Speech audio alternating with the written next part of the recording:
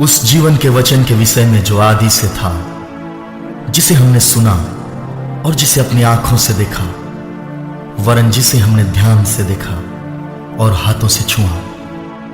यह जीवन प्रकट हुआ और हमने उसे देखा और उसकी गवाही देते हैं और तुम्हें उस अनंत जीवन का समाचार देते हैं जो पिता के साथ था और हम पर प्रकट हुआ। जो कुछ हमने देखा और सुना है उसका समाचार तुम्हें भी देते हैं, इसलिए कि तुम भी हमारे साथ सहभागी हो। और हमारी यह सहभागिता पिता के साथ और उसके पुत्र यीशु मसीह के साथ है। और ये बातें हम इसलिए बताते हैं कि हमारा आनंद पूरा हो जाए। सबको जय मसीह की। परमेश्वर के नाम के धन्यवाद हो कि परमेश्वर ने आज हम सबों को आशीष किया और लेकर आए, इसके लिए मैं प्रभु को धन्यवाद देती हूँ। वचन की ओर जाएंगे, मेरे साथ निकालेंगे लूका रचित सुसमाचार उसके 19 का 28 से लेके 46 तक। Gospel of Luke chapter 19 versus 28 to 46। ये बातें कहकर वह यरूशलेम की ओर उनके आगे आगे चला। जब वह जैतून नामक पहाड़ पर बैतफगे और बैतनिय्याह के पास पहुंचा, तो उसने अपने चेलों में से दो को यह कह के भेजा, सामने के गांव में जाओ और उससे पहुंचते ही एक गदही का बच्चा जिस पर कभी कोई सवार नहीं हुआ बंधा हुआ तुम्हें मिलेगा, उसे खोलकर ले आओ। यदि कोई तुमसे पूछे कि क्यों खोलते हो, तो ये कह देना कि प्रभु को इसका प्रयोजन है।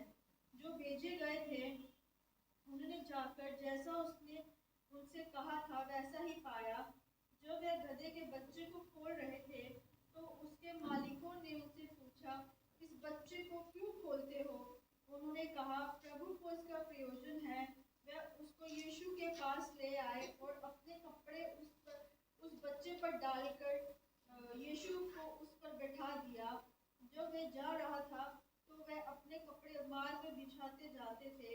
निकट आते हुए जब वे जैतून पहाड़ की ढलान पर पहुंचा, तो चेलों की सारी मंडली उन सब सामर्थ के कामों के कारण जो उन्होंने देखे थे आनंदित होकर बड़े हाँ, शब्द से रुक बस शिखा, आगे फिर पढ़ेंगे, नहीं तो बहुत लंबा है, समझ में नहीं आएगा।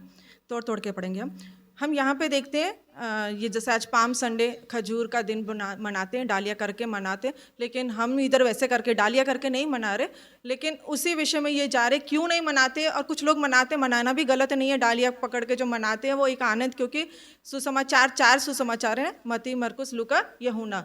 और जो यहाँ पे लिखा है मती में बताते वो एक आनंद का बताता, मती बताता भविष्यवाणियाँ पूरी हुई, इसलिए उसमें इस तरीके से लिखा है। लूका जो बताता है वो खुशी का माहौल नहीं बताता है, जो इसलिए हमने लूका से पढ़ा। ये आज का जो दिन है वो खुशी का नहीं बताता है, आगे हम पढ़ेंगे जब, इसलिए मैंने उसको 2 भाग में बांटा है। अभी तक जो शिखा ने पढ़ के दिया वो था कि खुशी का था माहौल एक, लेकिन उसके आगे से पता चलता कि इस समय पर लूका जो बता रहा है वो खुशी का माहौल इसमें नहीं बता रहा है। लेकिन आगे दूसरे में मरकुस में देखेंगे तो खुशी का बता रहा है, वो इस अवसर को खुशी का बता रहा है। इसलिए कोई डालियाँ लेकर आते तो वो भी गलत नहीं है। वो ये नहीं सोच लेना कि पेंटिकोस्टल जो लोग होते हैं ना, ज़्यादा जो रिलीजियस होते हैं वो बताते हैं कि ये गलत है, खजूर की डालियाँ लेके आना ये गलत, तो गलत नहीं है। वो अपना आनंद प्रकट कर रहे हैं, क्योंकि सुसमाचार में एक जगह में ऐसा भी लिखा है कि ये आनंद का दिन था कि यीशु मसीह हमारे लिए, हमारे पापों के लिए सूली पर कुर्बान होने जा रहे थे। उस आनंद का जो माहौल है वो लोग वहाँ पर प्रकट करते हैं। लेकिन हम लोग जो नहीं कर रहे, जैसे हम तो डालियाँ लेके नहीं आए, हम लोग नहीं करते तो वो भी गलत नहीं है। वो भी वचन के हिसाब से क्या है, हम लोग कौन से लोग हैं जो कि इस वचन को लेके जाते हैं कि ये खुशी के साथ साथ एक दुख का भी माहौल था। अगर देखें इस सुसमाचार के अनुसार देखें तो ये दुख का माहौल ज़्यादा था, इसलिए हम उसके जैसे खजूर के जैसे खुशी नहीं मना रहे, हम उसको अपने जीवन में खुशियाँ लेकर, मतलब अपने जीवन में उस खजूर के महत्व को लेकर, उस दिन के महत्व को अपने जीवन में ढालकर चलने के लिए हम कोशिश करते हैं। तो इसलिए कुछ भी गलत नहीं है। तो कहीं अभी जाके किसी और को नहीं सुनाने लग जाना कि खजूर का दिन खराब है तो आप लोग ऐसे मनाते, ऐसा करके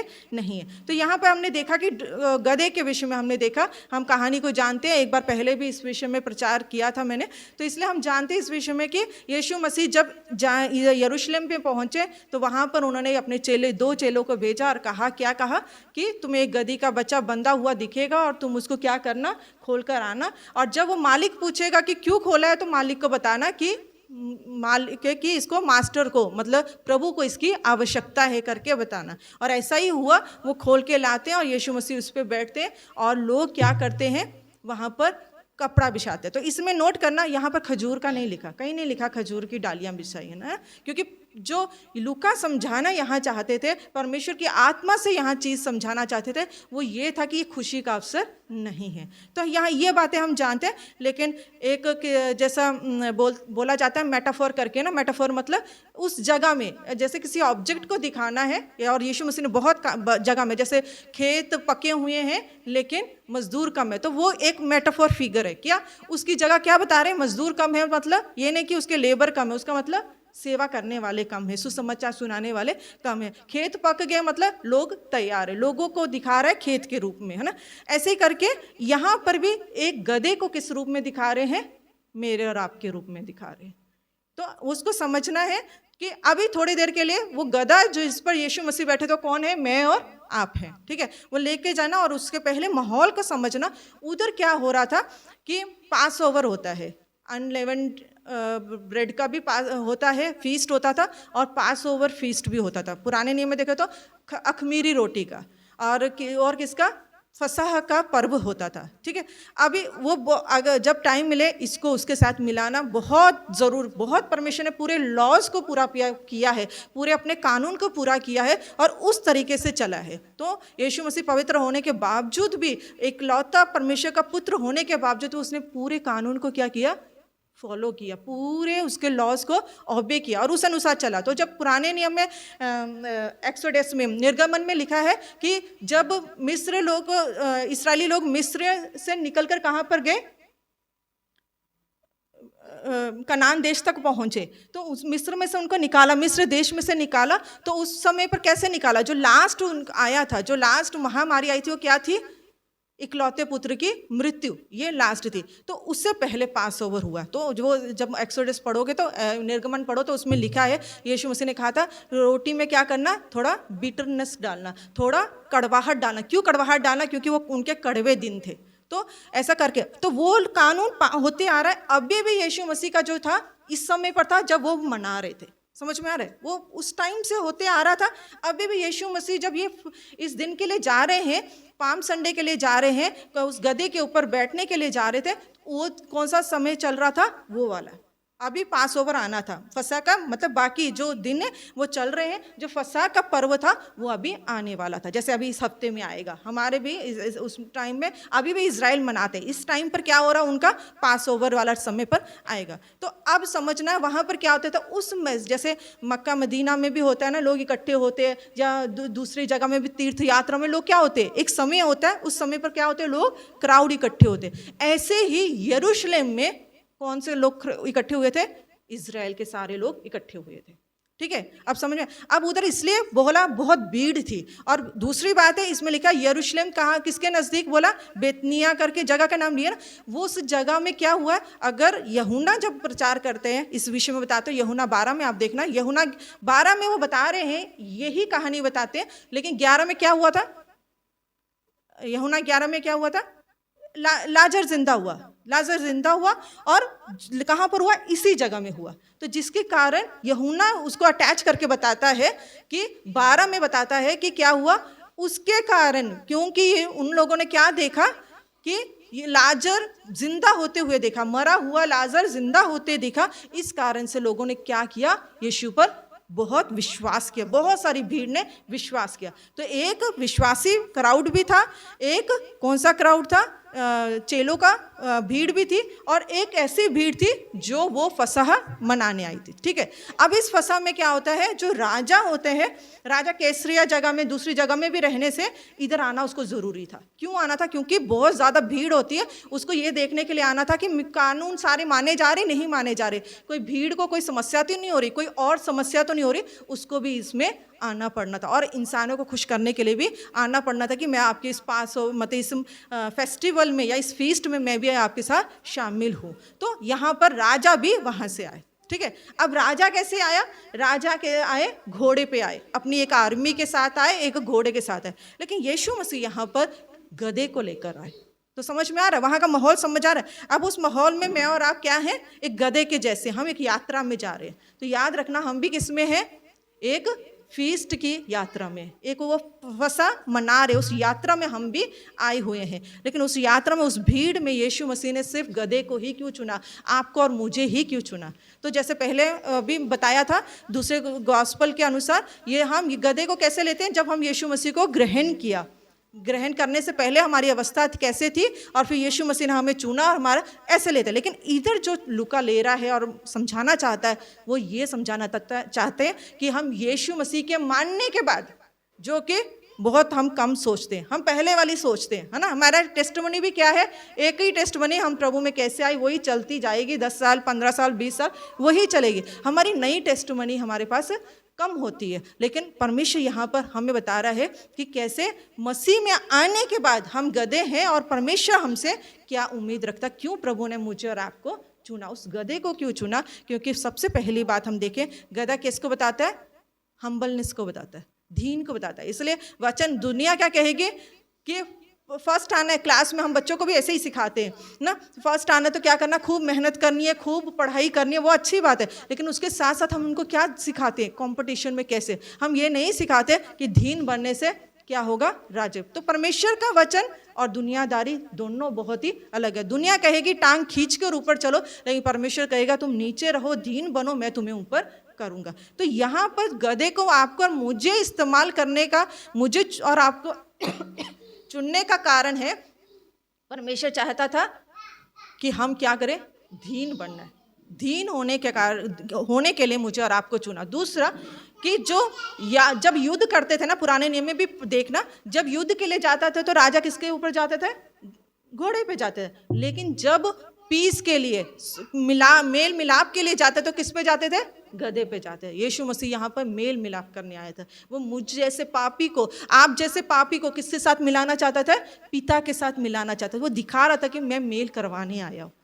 तो मैं युद्ध करवाने नहीं आया, इसलिए मैं किस पर नहीं आया, घोड़े पे नहीं आया। घोड़े पे आएंगे, वो वचन कहता है, रेवलेशन बताता है घोड़े पे आएंगे। वो युद्ध का समय, ये कौन सा समय था, ग्रेस पीरियड था। ये मेल मिलाप मिलाना, मुझे और आपको परमेश्वर ने रिकंसाइल करना था, परमेश्वर के साथ जोड़ना था, इसलिए मुझे और आपको जैसे चुना। तो याद रखना, हम मुझे और आपको किस लिए चुना है, मेल मिलाप के लिए चुना है।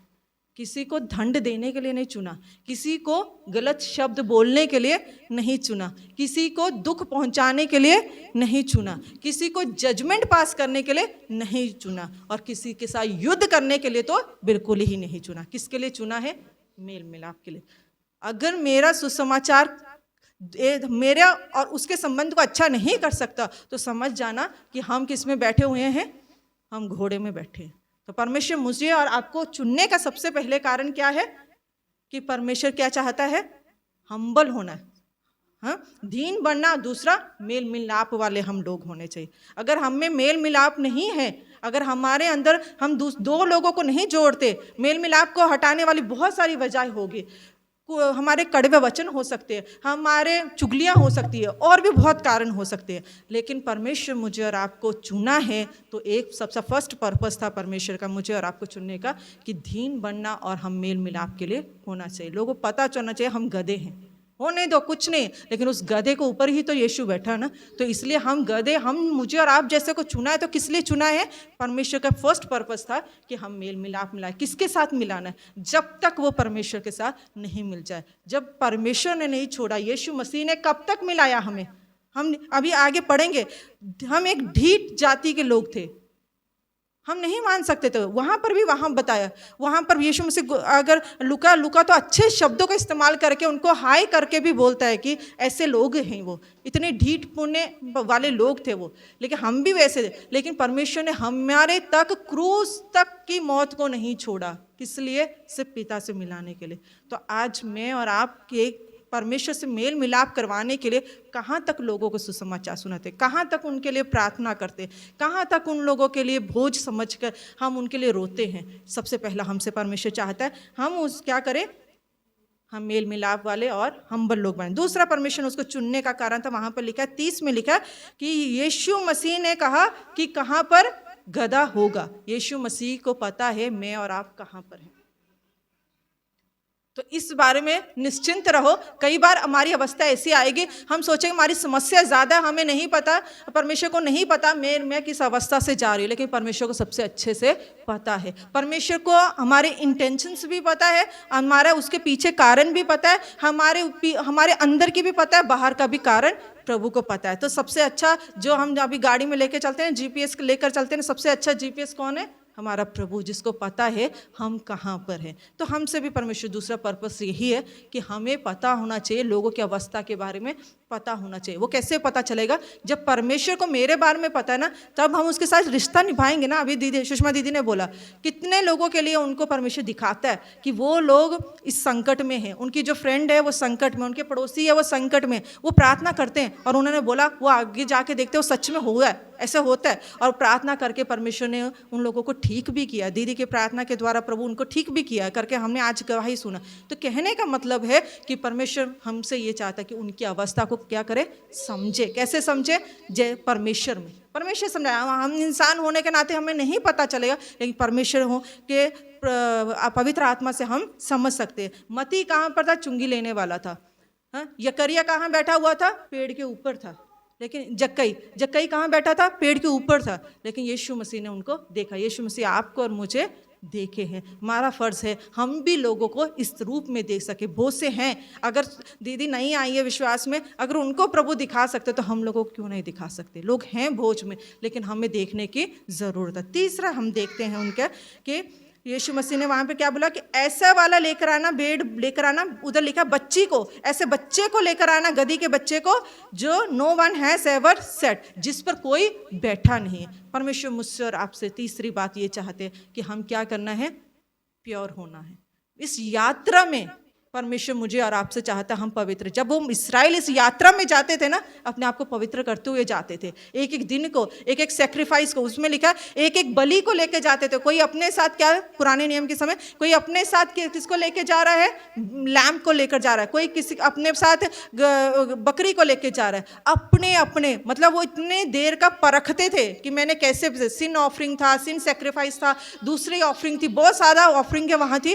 वो सब लेकर वो क्या करते थे? अपने आप को तैयार करते हुए लेकर इस यात्रा में चलते थे। तो मुझे और आपको भी ये इस यात्रा में हो सके तो ये हफ्ते में खासकर परमेश्वर से पूछे, प्रभु मेरे में अपवित्रता कहाँ पर है? मेरे में क्या कमी है जिससे मैं आप में बढ़ सकूं? जो मेरे एक रुकावट बनती है, मैं बढ़ नहीं पाती आप में, मुझे एक कारण बता। अब ये वो भीड़ थी, लाजर के कारण प्रभु पर विश्वास किया, लाजर का चमत्कार देखने के कारण प्रभु पर विश्वास किया। लेकिन आगे देखेंगे, जैसे पहले भी बताया, वो भीड़ ने उनको छोड़ भी दिया। बाद में वही भीड़ ने बोला उनको क्रूस पे चढ़ाओ, लेकिन हम उस भीड़ में से नहीं होना चाहिए। क्यों हुआ पता? क्योंकि वो चमत्कार के पीछे भागने वाले लोग थे। आज चमत्कार मसीह जीवन में भी बहुत दिखने को मिल जाएंगे, लेकिन परमेश्वर का उद्देश्य वह नहीं है। परमेश्वर का उद्देश्य मैं और आप क्या होना है? हम पर कोई कलंक, इसलिए पर और वचन बोलकर परमेश्वर यीशु मसीह ने बोलकर भेजा यहाँ पर कि मैं कलीसिया को, अपनी दुल्हन, कलीसिया को कैसे किया? दुल्हन के रूप में मैं अपनी दुल्हन को लेने आऊँगा। और वो कैसे होना चाहिए? निष्कपट, उसमें एक भी दाग नहीं लगना। ऐसा मुझे और आपको परमेश्वर बनाना चाहता है। हाँ, पवित्र नहीं है हम, आज बहुत कमियां होगी, लेकिन उस यात्रा में होने की, पवित्र होने की कोशिश हम कर सकते हैं और परमेश्वर हमारी सहायता करें। तो परमेश्वर ने वहाँ कहा वो वाला लेना जो कि जिसके ऊपर कोई बैठा नहीं, मतलब जिसके ऊपर कोई दाग नहीं हो। अब इस यात्रा में परमेश्वर मुझसे और आपसे चाहता है कि बहुत हुआ, बहुत चमत्कार देख लिए, बहुत अपने विषयों के लिए प्रार्थना कर लिए, ये मुझे आशीष चाहिए, वो चाहिए, सब ठीक है, लेकिन परमेश्वर मुझसे और आपको पवित्र बनाना चाहता है। जब तक वो पूरा नहीं है ना, तो हम इसको, यीशु मसीह को राजा के रूप में नहीं देख सकते, मतलब आते हुए नहीं देख सकते। आज प्रभु यीशु मसीह के आने में देरी है, तो कहीं ना कहीं मैं और आप उसकी समस्या है, क्योंकि वो हमें ऐसा नहीं लेके जाना। अगर ऐसा ही ले गए तो हम स्वर्ग को भी कैसे बना देंगे? धरती के समान बना देंगे। स्वर्ग में भी ऐसा ही होगा, लेकिन मुझे और आपको निष्कपट बनाना है, निष्कलंक बनाना, बिल्कुल दाग नहीं हो, एक स्पॉट भी ना हो। ऐसा करके मुझे और आपको बनाने की तैयारी के कारण, मेरे और आपके कारण यीशु मसीह क्या कर रहे हैं? लेट कर रहे हैं आने के लिए। इधर भी परमेश्वर ने बोला उस गधी के बच्चा जो होना है, कौन सा होना चाहिए? जिस पर अनयूज्ड हो, जिसको किसी ने यूज नहीं किया, जिसको मैं ही करूं, मैं ही पहला, जिसका दूल्हा मैं ही हूं। पहला दूल्हा मैं ही रहूं, कोई अपने अलग चीज़ों में वो लोग नहीं गए हों, अपनी दुनियादारी में ना घुस गए हों। ऐसे लोगों को परमेश्वर क्या चाहता है कि अपने आप को तैयार करें, मैं उस पर बैठने के लिए चाहते हैं करके। और एक जगह में लिखा है कि कौन सी कलीसिया, परमेश्वर ने बोला कुंवारी, तो वही शादी के रूप में कुंवारी। तो हम लोग कुंवारी, वैसे भी इज़राइल के समय पर जो हमारा प्रभु के साथ, जब हम प्रभु के साथ मेल मिलाप किया, बपतिस्मा लिया, तो हमारा क्या हुआ, प्रभु के साथ रिश्ता पक्का हुआ। लेकिन हमारे शादी अभी बाकी है। उस शादी के लिए परमेश्वर कह रहा है कि कैसे रहना है, वर्जिन रहना है। तुम क्या रहना है, कुंवारी रहना है। उसका मतलब कोई दाग नहीं लगना चाहिए, कोई अपने आ गया, इधर भाग गया उधर भाग के नहीं, पवित्रताई में हमें क्या करना है, बढ़ना है। चौथी बात हम देखते हैं, यीशु मसीह ने क्या, अनटाई द डोंकी, उसको क्या करना, खोल देना उसको। तो गलतियों की पत्री में भी आप पढ़ना, 5:1 में लिखा है, जो तुम्हारे पुराने जुए से परमेश्वर ने तुम्हें आज़ाद किया, उसमें क्या हो जाओ, आज़ाद हो जाओ, दोबारा उस जुए में नहीं जाना। वो उसको परमेश्वर दिखाना चाहता है कि हमें परमेश्वर ने क्या क्या आज़ाद कर दिया है। हमारे जो दुनियादारी की बातें थी, सबसे क्या करके आज़ाद करके हमें बाहर निकाला। फिर परमेश्वर बोल रहा है कि फिर से उसके साथ टाई नहीं होना, उन चीज़ों के साथ अटैच नहीं होना, अनटाई करने की हमें ज़रूरत है। हम शायद खाने के ऊपर होगा हमारा अटैचमेंट ज़्यादा, शायद कपड़ों के ऊपर होगा, शायद दुनियादारी के स्टाइल के ऊपर होगा, शायद पैसों के ऊपर होगा, शायद अपना घर बनाने के लिए। सब गलत नहीं है, बनाना है, लेकिन एक अटैचमेंट नहीं करना है, क्योंकि हम इस देश के नहीं, हमारा जो देश है वो कहाँ है, स्वर्ग में। किसी के साथ हमें ज़्यादा अटैचमेंट नहीं होना है, क्योंकि उसमें से अगर है तो उसमें से हमें अपने आप को खोलने की ज़रूरत है। तो परमेश्वर मुझसे और आपसे यही चाहता है, हम खुलेंगे तो हम दूसरों को खोल पाएंगे, हम नहीं खुले इसलिए हम दूसरों को नहीं खोल पा रहे। हम पवित्र नहीं है, इसलिए कहीं ना कहीं पौलुस कहता है कि तुम्हारे कारण परमेश्वर की निंदा होती है। जैसे मैंने पहले बोला कि कैसा चाहिए कलीसिया को, वर्जिन होने की, पवित्र होने की ज़रूरत है। परमेश्वर ने बोला अनयूज्ड डोंकी को चाहिए, जिसमें कोई यूज न हो। हमारा पवित्रताई को देखकर हमें पत्री को पढ़ने के कारण, हम पत्री है, 4 सुसमाचार लिखे हैं ना, जैसे मैंने पहले बोला, मती, मरकुस, लूका, यूहन्ना। 5वें कौन है, मैं और आप है, हमें लोग पढ़ रहे हैं। ये 4 को नहीं पढ़ पाएंगे लोग, क्योंकि जैसे जिस घर में नहीं है, हस्बैंड प्रभु में नहीं है या रिश्तेदार प्रभु में नहीं, वो लोग नहीं पढ़ रहे, बाइबल नहीं पढ़ रहे, लेकिन वो लोग दिन रात मुझे और आपको पढ़ रहे। तो हम 5वीं पत्री हैं, इसलिए हमें पवित्र होना है, जैसे पहले बोला, और हमें खुद आज़ाद होने की ज़रूरत है। अगर हम दुनियादारी में अटैच होते रहे ना, तो उनमें और हम में फ़र्क नहीं है। अभी क्या हो रहा है, पहले परमेश्वर ने जो मिशन दिया था, वो दिया था दुनिया के बीच में चर्च को दिया, और चर्च को क्या बोला, तुम सेपरेटेड हो, तुम पवित्रता ही, तो मतलब पूरे चर्च में। और इज़राइल को भी चुनने का कारण, पर्पस यही था। पुराने नियम में पढ़ेगा तो इज़राइल को चुनने का भी कारण पूरे में से बीच वाला किया कि तुम पवित्र हो गए, तुम क्या करोगे, पूरी जगह तुम्हारी पवित्रता ही फैलेगी, तुम परमेश्वर का राज्य को फैलाओगे। लेकिन भी क्या हो रहा है, उल्टा हो रहा है। बीच में है तो पूरी दुनिया बीच में आ रही है, जो पवित्रता है तो वो तो क्या हो गया, दूर की बात है। लेकिन परमेश्वर मुझसे आपको चाहता है, अगर कोई चीज़ है, अगर हम कहेंगे कि शायद हम कंपेयर करें दूसरों को, जैसा एग्जाम्पल है दूसरे का, हम देखें उनका ज़्यादा है, वो लोग ज़्यादा अटैच है, मैं ज़्यादा अटैच नहीं हूँ करके हम बहाने लगा सकते। लेकिन एग्जाम्पल के तौर से बता रही हूँ कि एक पक्षी को बांधना है, एक चिड़िया को बांधना है, तो किससे बांधना है, बड़ी चेन से बांधने की ज़रूरत नहीं, एक छोटा धागा ही काफ़ी है। शायद हो सकता है छोटी बात होगी जो मुझे और आपको अटैच कर रही है, परमेश्वर से दूर कर रही है। परमेश्वर की कलीसिया मुझे जो दुल्हन के रूप में है वैसे नहीं बना रही होगी, कुछ छोटी ही बात होगी, लेकिन परमेश्वर चाहता है, जैसे परमेश्वर ने बोला उसको खोलना है। आज मुझे और आपको ज़रूरत है, हम गधे, हमारे ऊपर की जो डोर है, जोक वाली, जो बोझ लेके हम चल रहे हैं, जो बिना मतलब के बोझ ले रहे हैं, परमेश्वर ने बोला मेरे ऊपर डालो, तुम्हें बोझ लेने की ज़रूरत नहीं, हम लेके चल रहे। तो परमेश्वर चाहता है उसको खोलने की। 5वीं बात है कि यीशु उस पर बैठे करके हम वहाँ पर देखते हैं। उसके 35 में, ये जो पहले बोले वो 30 में लिखा है, और उसके 35 में बोला है कि यीशु उसके ऊपर बोल।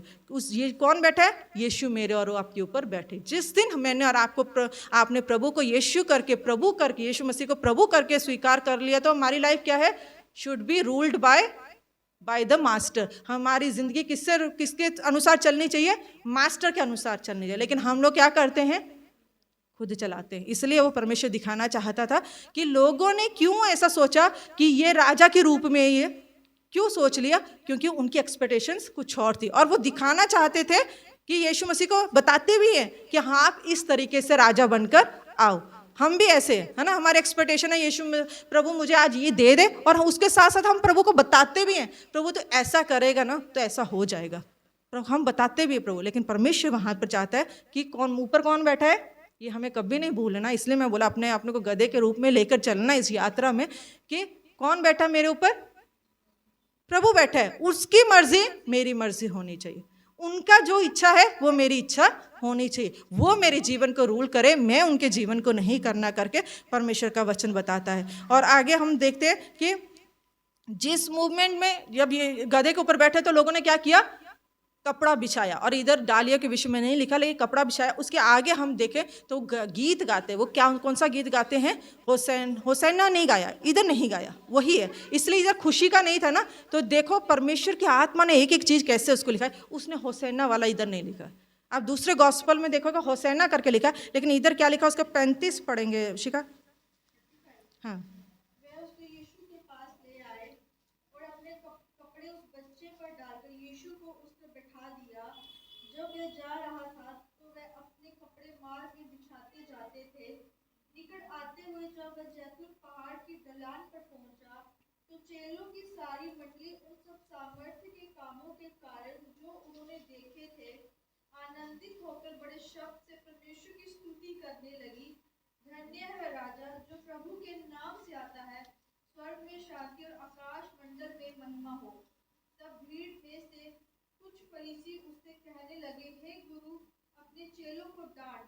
उसने उत्तर दिया, मैं तुमसे कहता हूँ यदि ये चुप रहे तो पत्थर चिल्ला उठेंगे। बस रुके, तो देखा ना इधर होसैना करके नहीं लिखा, क्या लिखा कि शांति का पुत्र आता है और धरती पर और आसमान पर उसकी महिमा हो करके। तो यहाँ पर परमेश्वर की वो तारीफ कर रहे हैं कि परमेश्वर का पुत्र आ रहा है करके यहाँ पर तारीफ कर रहे हैं। लेकिन वहाँ पर देखें फरीसियों को ये चीज़ अच्छी नहीं लगी, परमेश्वर का महिमा करना बड़े लोगों को अच्छा नहीं लगेगा। लेकिन वहाँ पर लिखा यीशु मसीह बोलते हैं कि अगर ये चुप रहे तो कौन बोल पड़ेंगे, पत्थर बोल चिल्ला पड़ेंगे। तो इसलिए हम सुसमाचार सुनाए नहीं सुनाए, हम परमेश्वर की आराधना करें नहीं करें, परमेश्वर के लिए कुछ कमी नहीं है। परमेश्वर एक पत्थर को भी इस्तेमाल कर सकता है। इससे पहले परमेश्वर पत्थर को इस्तेमाल करे, पत्थर का क्या मतलब, कठोर हृदय वाले को जो आज हमारे विरोध में है, मसीह के विरोध में, उनको भी प्रभु कर सकता है, पौलुस को कर सकता है, मुझे जैसे को कर सकता है, तो परमेश्वर किसी को भी कर सकता है। लेकिन मेरा अवसर ना चला जाए ये समझकर आज इस यात्रा में चलना कि परमेश्वर कहीं मेरे से चूक नहीं तो नहीं हो रही, कहीं मैं सुसमाचार सुनाने में पीछे तो नहीं हट गई, जो मुझसे आप चाहते कहीं मैं पीछे, जैसे उन लोगों ने परमेश्वर की आराधना किया खुले में किया, वैसे परमेश्वर मुझसे और आपसे भी चाहते। तो हमने वहाँ पर देखा कि किसकी आराधना किया उन्होंने, यीशु की किया। किसके लिए कपड़े बिछाए, यीशु के लिए बिछाए। तो आज हमें आदर सम्मान मिलता है तो किसके लिए मिलता है, यीशु के कारण मिल रहा है। आज हम पर महिमा होती है, चर्च बढ़ रहा है तो किसके कारण बढ़ रहा है, यीशु के कारण बढ़ रहा है। लेकिन ये बात आज मसीह लोगों में समझने के लिए मुश्किल हो गया, वो भूल गए कि मेरे ऊपर यीशु बैठा है, इसलिए अपना नाम होगा, अपना टाइटल होगा, अपनी मिनिस्ट्री होगी, अपना आपको वही माला पहना के दूसरे तरीके से मतलब वो इज्जत देना चाहते हैं, लेकिन भूल जाते हैं कि इज्जत मुझे नहीं मिल रही है, किसको मिल रही है, उस परमेश्वर को मिल रही थी और आगे भी उस परमेश्वर को ही मिलनी चाहिए। जिस मूवमेंट में हम ये सोच लेते हैं ना कि ये मेरे कारण हुआ, या ये मेरे प्रार्थना से हुआ, या मेरे कारण ये कलीसिया चल रही है, या मेरे कारण घर चल रहा है, जिस सेकंड में आपने सोच लिया ना, तो आप सोच लेना आप असली गधे हो, असली गधे हो।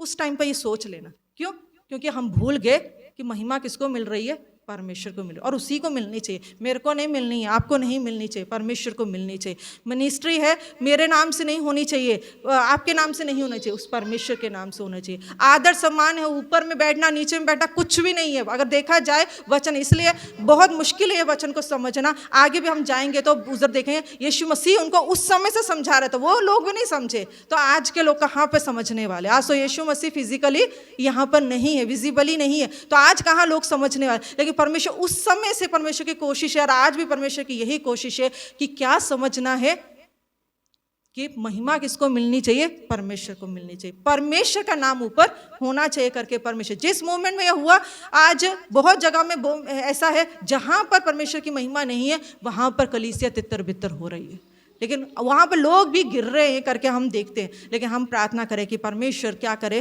कि ये याद स्मरण रखने के लिए कोशिश करें कि परमेश्वर ने मुझे, मेरे और आपके ऊपर परमेश्वर बैठा। अगर आदर सम्मान मिल रहा, आज हम अच्छे भले चंगे हैं तो किसके कारण है? परमेश्वर के कारण है। और यहाँ पर ये है, उसके आगे 38 से पढ़ेंगे शिखा। धन्य है वह राजा जो प्रभु के नाम से आता है। स्वर्ग में शांति और आकाश मंडल में महिमा हो। तो भीड़ में से कुछ फरीसी उससे कहने लगे, हे प्रभु, अपने चेलों को डांट। उसने उत्तर दिया, मैं तुमसे कहता हूँ, यदि ये चुप रहे तो पत्थर चिल्ला उठेंगे। जब वह निकट आया तो नगर को देखकर उस पर रोया और कहा, क्या ही भला होता कि तू ही इस दिन में कुशल की बातें जानता, परंतु वे तेरी आंखों से छिप गई हैं, क्योंकि वे दिन तुझ पर आएंगे कि तेरे बैरी मोर्चा बांधकर तुझे घेर लेंगे और चारों ओर से तुझे दबाएंगे और तुझे और तेरे बालकों को जो तुझ में है मिट्टी में मिलाएंगे और तुझ में पत्थर पर पत्थर भी न छोड़ेंगे, क्योंकि तूने उस अवसर को जब तुझ पर कृपा दृष्टि की गई ना पहचाना। बस उसके आगे जब टाइम मिलेगा तो पढ़ना कि परमेश्वर के मंदिर में जाते हैं और देखते हैं कि मंदिर में क्या हो रहा है, सेल हो रही है। तो यीशु मसीह वहाँ पर सेल को उसके लिए बोलते हैं कि मेरा परमेश्वर का घर कैसा होना चाहिए था? प्रार्थना का भवन होना चाहिए था करके वहाँ पे ले। लेकिन यहाँ पर अब देखो, इसलिए यीशु मसीह क्यों रोए? इस यात्रा में यीशु मसीह खुश होना चाहिए ना, कि मैं तो कर रहे हैं, जैसे हम खुशी मनाते, दूसरे सुसमाचार में खुद बताया भी, खुशी का माहौल बताया। लेकिन इसमें यीशु मसीह क्यों रोए? किसके लिए रोए? यरूशलेम के लिए। क्यों रोए यरूशलेम के लिए? क्योंकि वो समझ पा रहे थे कि यरूशलेम मुझे आज कैसा ले रहा है, उस राजा के रूप में ले रहा है, ये युद्ध करने के लिए आया। उस राजा के रूप में ले रहा है जो उनके जो विरोधी थे, रोम साम्राज्य था, उसको मारने के लिए आया करके उस रूप में ले रहे। कई बार हम भी यही कहते हैं, हम कहते हैं मेरे दुश्मन का परमेश्वर ऐसा हो और उसका सत्यानाश हो जाए, वो उसके बुरे दिन ना आ जाए, उसके ऐसे हो जाए। हम भी यही प्रार्थना करते हैं ना, लेकिन हम भूल जाते हैं यीशु मसीह इधर किसके लिए आया था? मेल मिलाप के लिए। हमारी आज प्रार्थनाएं भी कैसी हैं? परमेश्वर उनका सत्यानाश, जो मुझे नीचे गिराता है उनका सत्यानाश हो, उनका मुंह काला हो, उनका मुंह ऐसा बोलते हैं ना। लेकिन हम भूल गया, मुझे वहां पर क्या लिखा है? तुमने मेरे, उधर अगर उसका ट्रांसलेशन दिया गॉड्स फेवर वाला, मतलब ग्रेस के समय तुमने नहीं पहचाना। वहां लिखा है गॉड्स विजिटेशन को तुमने नहीं पहचाना, परमेश्वर तुम्हारे पास आया, तुम नहीं पहचाना। और यीशु मसीह रोए। पूरे अगर देखा जाए वचन में तो यीशु मसीह 2 बार रोए। एक बार कब रोए? जब लाजर मर गया था। वो भीड़ को देख, वो इमोशन था, वो एक दुनियादारी में जैसे हम भी जाते, कोई मर जाते तो हमें भी रोना आता। उस इमोशन के कारण क्या हुआ? यीशु मसीह रोए। लेकिन दूसरी बार यीशु मसीह कहाँ पर रोए? यहीं पर रहे, यरूशलेम के लिए रोए। आज भी यीशु मसीह मेरे और आपके लिए रो रहे।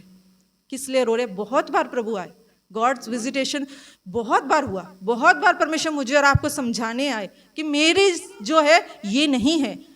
मैं इतने घंटे प्रेयर प्रार्थना करता हूँ, उसमें मेरी मांग नहीं है। मेरे को उस मंजिल में प्योरिटी की तरफ जाना है, मुझे परमेश्वर के मिशन को पूरा करना है, उसकी तरफ जाना है। ये चीज़ों का हम भूल गए। परमेश्वर उधर बार बार बताया। और वहाँ पर एक वचन में लिखा है, जैसे मुर्गी अपने बच्चों को पंखे तले छिपाती, मैंने तुझे कई बार छिपाने की कोशिश की, लेकिन तू क्या हुआ? यरूशलेम को बोलते हैं कि तुम क्या हुए? मेरी बात नहीं सुनी, तुमने मेरे फेवर वाले दिन को समझा ही नहीं। लेकिन एक दिन आएगा, वचन परमेश्वर यीशु में से बोलता है, एक दिन आएगा तुम क्या हो जाओगे?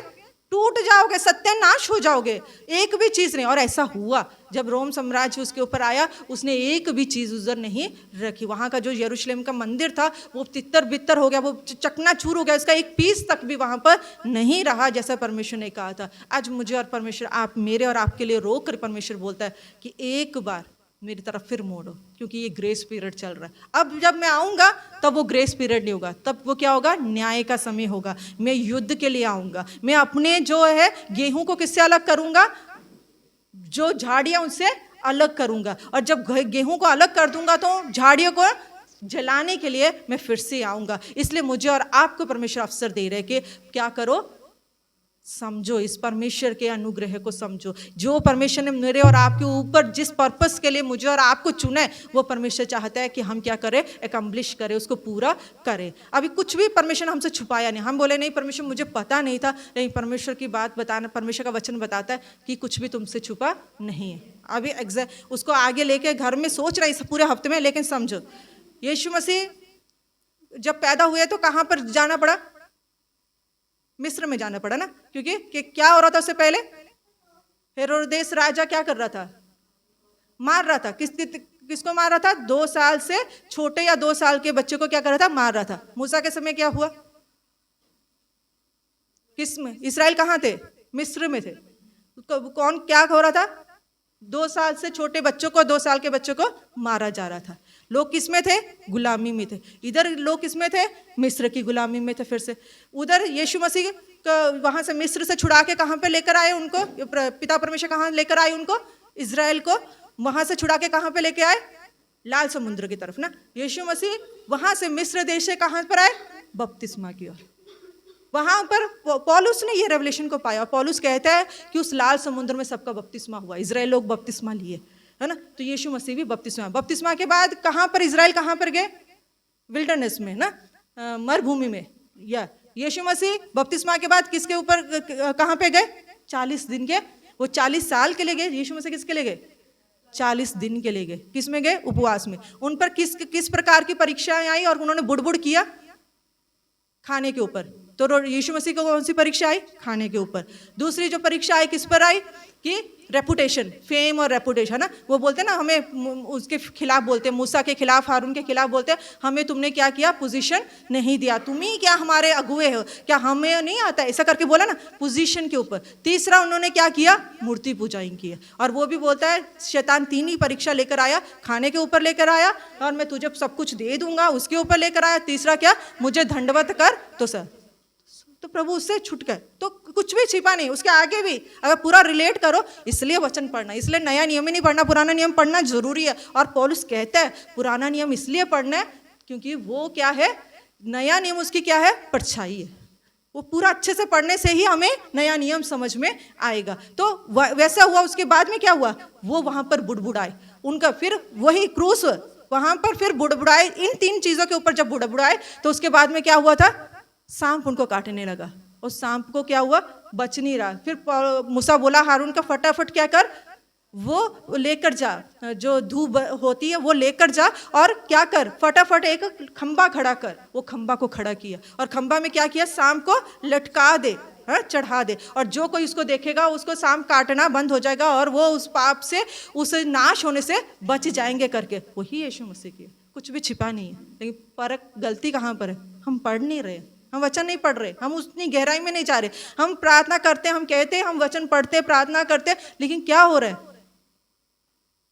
जब उसके आते बाहर निकलते हैं तो दुनियादारी है हमारे अंदर। इसलिए हमें समझ में नहीं आ रहा। परमेश्वर ने कुछ भी नहीं छुपाया। ये सब चीज़ें परमेश्वर ने करके दिया। जैसे मैंने बोला पास ओवर भी पुराने नियम में था, उसी अनुसार पर ये हुआ। उसी दिन यीशु मसीह को क्रूस में चढ़ना क्यों ज़रूरी था? क्योंकि इससे हुआ। उसके आगे भी है। अगर आगे भी पूरा पुराने नियम रिलेट करेंगे ना, वही जो यीशु मसीह फिर से दोबारा आएंगे तो वैसा यीशु मसीह फिर से आए हैं। पुराने नियम में भी हुआ है, सब कुछ बताया, कुछ भी छिपा नहीं है। लेकिन कब आए यीशु मसीह उनको? लेकिन इज़राइल लोगों को, इसलिए प्रभु ने बोला मैंने बहुत बार तुम्हें क्या किया?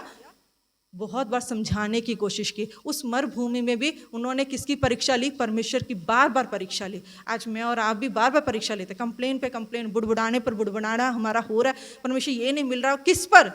यही 3 चीज़ों पे। अगर आप खुद भी देखोगे ना, हमारी शिकायतें इन 3 ही चीज़ों पे होती है। खाना पीना, रहन सहन मतलब वो, दूसरा रेपुटेशन, तीसरा यही मूर्ति पूजा को। मूर्ति पूजा ये नहीं कि दूसरा का जो हमारे साथ ज़्यादा अटैच चीज़ें, इसी पर, इन 3 चीज़ों पर ही हमारा क्या है? हो रहा है। लेकिन परमेश्वर ने इस पर विक्ट्री पाया, और परमेश्वर उनको ये सिखाना चाहता था कि मैं तुम पर बैठा हूँ, इस बात को समझो। और इसलिए रोया कि तुम उस यरूशलेम पर, कि तुम नाश होने जा रहे हो, क्योंकि तुम बार बार, तुम्हें इतना अवसर देने के बाद भी मुर्गी अपने बच्चों को पंखों तले जैसे छुपाती है, वैसे मैं छुपाया, तुम्हें बहुत अवसर दिया एक ग्रेस पर। वो परमेश्वर बता रहा था कि मुर्गी का पंख के रूप में क्या बता रहे? ग्रेस पीरियड है। एक टाइम आने वाला है जब ये पंख हट जाएंगे, ग्रेस पीरियड हट जाएगा, परमेश्वर मेरा और आपका न्याय करे। हम एक गधे के समान हम भी वहां पर डिस्ट्रॉय हो सकते हैं, लेकिन परमेश्वर चाहता है, एक मौका चाहता है कि परमेश्वर कि हम क्या करें, बचाए जाए। पुराने नियम के गधा, नया नियम का गधा। पुराने नियम में भी गधा था ना, कौन सा गधा था? जब बलाम और बलाक की कहानी है ना, नंबर्स में, गिनती में, है ना, तो उसमें तो जब गधे को वो करता है तो गधा आगे किसको देखता है? स्वर्गदूत को देखता है, तो चल नहीं पाता है, तो वो उसके ऊपर बैठा हुआ है, जो है वो क्या करता है, जो परमेश्वर का दास होता है वो क्या करता है? उसको मारता है। लेकिन परमेश्वर का वो समय नहीं आया। वो परमेश्वर आज भी हम पर क्या कर रहा है? अपना अनुग्रह कर रहा है। वो मार नहीं रहा हमें, वो हमारे ऊपर भी बैठा है, उस पर भी बैठा हुआ था, पुराने नियम पर भी बैठा था, कानून का बोझ लेकर, दुनिया का बोझ लेकर, सेक्रीफाइसों का बोझ लेकर, और उसको मार रहा था। लेकिन जो आज मेरे और आपके ऊपर बैठा है, वो आज भी इंतज़ार कर रहा है कि 1 साल और दे दे परमेश्वर, शायद ये फल लाए। 1 नहीं तो 2 साल और दे दे, शायद फल लेकर आए। परमेश्वर, इस गधे में मैं बैठ गया हूँ, अब मैं इसको छोड़ नहीं सकता। वो मेरे और आपके लिए एक अच्छा लॉयर बन के आज भी दिन रात प्रार्थना कर रहा है। जब इस ग्रेस पीरियड में हम उसके महत्व को नहीं समझ रहे, वो रो रहा है आज भी। वो वहाँ का मालिक मार रहा था गधे के ऊपर बैठ कर, ये मालिक गधे के ऊपर बैठ के रो रहा है। आज मैं और आप उनको रुला रहे हैं, इसलिए हमारे लिए खुशी का समय नहीं, हमारे लिए सोचने का समय है कि परमेश्वर, प्रार्थना तो हम बहुत कर रहे हैं, कहते हैं मसीह हैं, क्या मेरे मुंह से आज भी गालियाँ निकल रही हैं? परमेश्वर, आज हम बोलते तो हैं कि हम प्रभु को मानने वाले, क्या आज भी मेरे पवित्रताई है? हाँ, पूरी नहीं आएगी, लेकिन मैं क्या पवित्रताई की ओर जा रही हूँ? जा रहा हूँ। आज अपने ऊपर रोने से अच्छा है, उससे ज्यादा है, सोचो क्यों परमेश्वर मेरे और आपके लिए रो रहा है। उसने मेरे और आपके लिए मरने जाना था, उस समय यरूशलेम के लिए रो रहा है, फिर भी रो रहा है कि यरूशलेम, शायद काश तू आज समझ पाता, तो मैं तेरे लिए मरने तो जा रहा हूं। फिर भी उसने छोड़ा नहीं मरना मेरे लिए, आज भी वो काम करने के लिए नहीं छोड़ेगा। ये वचन को सोच बोलने के बाद वो छोड़ नहीं देगा, लेकिन वो तब तक मेरे और आपके लिए लड़ता रहेगा, रोता रहेंगे, जब तक मैं और आप ठीक ना हो जाए। लेकिन उसके कहने से भी अगर ठीक नहीं हुए, मैं एक परमेश्वर की दासी का वचन सुन रहे थे, वो कह रहे थे, वो सरदारों के बीच में सेवा कर रहे हैं, तो वो वहाँ पर सुना रहे थे, बोल रहे थे कि मसीह में होने के बावजूद अगर आपके मुंह से गालियाँ निकलती हैं, जो हम लाइटली सा ले लेते हैं, हम बोल देते हैं ना, एक शब्द बोल देते हैं ऐसे ही, हम बोलते हैं ऐसे ही है, बोलते अगर लेते हैं तो तुम इस बहम में हो कि तुम स्वर्गराज के वारिस हो। वो ऐसी प्रार्थना की, ऐसी मसीहत की जरूरत नहीं है। मसीहत पवित्रता की है, चमत्कारों की नहीं है। इसलिए प्रभु ने बार बार बहुत कुछ बताया। इसलिए पुराने नियम में भी देखो, बहुत बार प्रभु ने बोला, हे प्रभु कहने वाले बहुत होंगे, कहेंगे प्रभु मैंने तेरे नाम से दुष्ट आत्माएं निकाली, मैंने तेरे नाम से चमत्कार किए, मैंने चंगा हुआ, मेरी गवाही बहुत बड़ी है, मैं ठीक हुआ। कुछ नहीं है, वो सिर्फ पवित्रता ही है।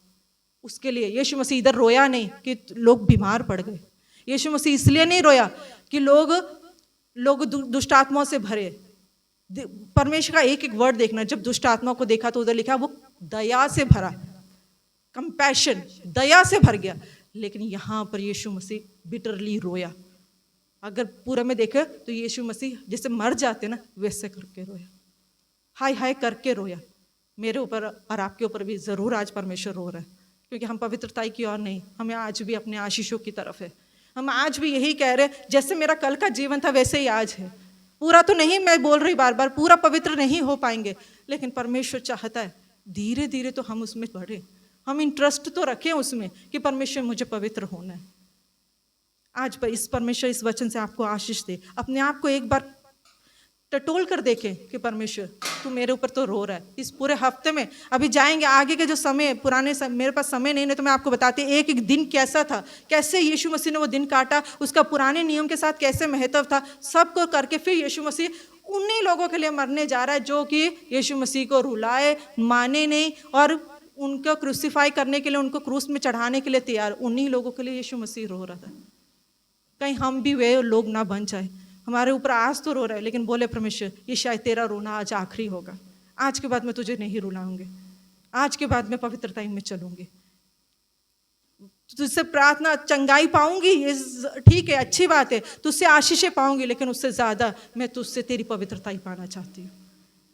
आज हम परमेश्वर से प्रार्थना करें, इस वचन से प्रभु हम सबको